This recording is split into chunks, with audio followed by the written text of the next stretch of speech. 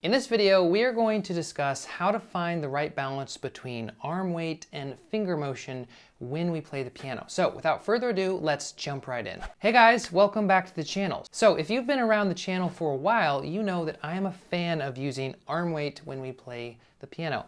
And basically what this means is that when we put a key down, we want to primarily use the weight from our hand and our arm as the means of sort of putting the key down, rather than just a pressing motion in the finger. But this begs a question. How much do our fingers actually move when we play the piano, and how much weight do we necessarily use? Is it 100% weight? Is it 90% weight and 10% finger motion? It begs a lot of questions. So that's what I'm going to answer in this video. Now, there are three concepts that I think we need to understand. The first one is that in the beginning, you need to use more weight. What do I mean by that? Well, I'm primarily referring to people who would have been playing for a long time and now they're trying to sort of rethink or redo their technique and learn how to play with arm weight instead of just in the fingers. So people like this, because they're used to playing the piano being 100% just from the knuckle, just playing the fingers like so, they actually need to overemphasize that concept of arm weight, use too much arm weight, or more than they necessarily need, if you will, less finger motion to really have their body learn that. Because playing the piano is a very physical skill, and our bodies have this sometimes pesky little thing called muscle memory. And so our hands have this memory of playing is just this. What's this thing of arm weight? What does that feel like? How do I even do that? And so overemphasizing that concept of arm weight is really important. Now, the second concept that we have to understand is that generally speaking, you should have a balance of 50-50 arm to weight ratio. Now, what I mean by that is that the weight is what puts the key down, but my fingers still have to move, okay? I still have to stand up on my finger, okay? Depending on if I'm playing a larger interval, my fingers will be less curved. So the fingers have to be able to move. They have to go up and down. When I'm playing, you'll see my fingers are moving up and down, okay? However, the primary means of putting the key down is the weight of my arm, not a pressing motion. So the fingers are still moving. Sometimes my fingers have to move, side to side a little bit. Sometimes we might use a little bit more or less finger motion, but generally speaking, the fingers are still moving, but it's the weight from the arm that's actually putting the key down and holding the key down. Just like when we walk, our legs are moving, okay? Our feet are moving, they're all working, but really they're just supporting the weight of our body and delivering it into the ground to keep us in an upright position.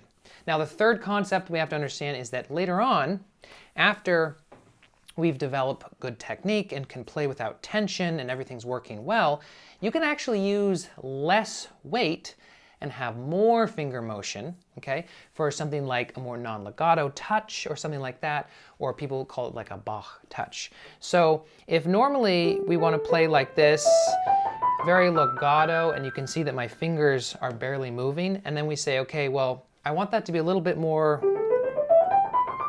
non-legato, a little bit more off the keys, so you can see that my fingers are a little bit more active, etc.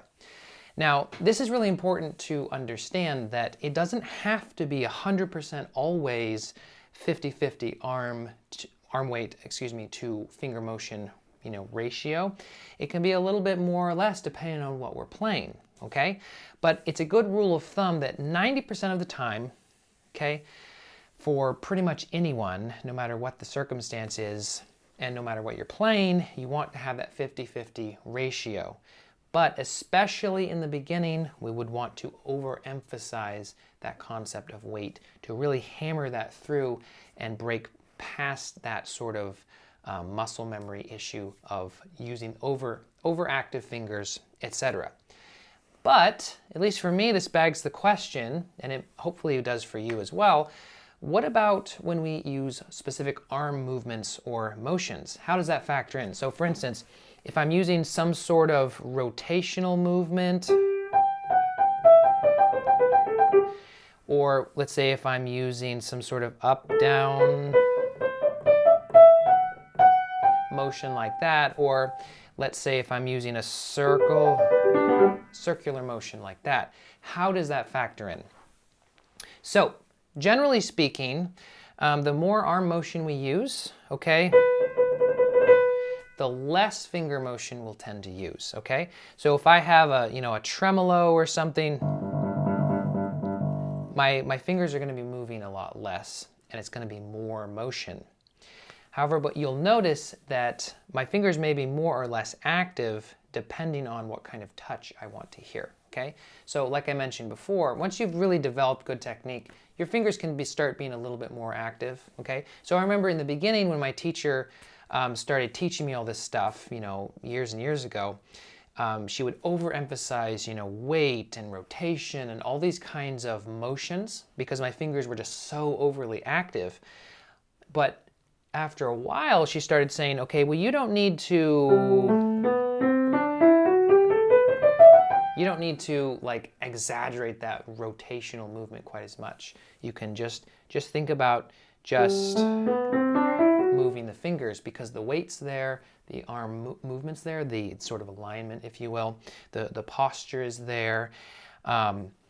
So now you can just think about using, just kind of moving the fingers because all of those things are still there. They're sort of worked in, etc.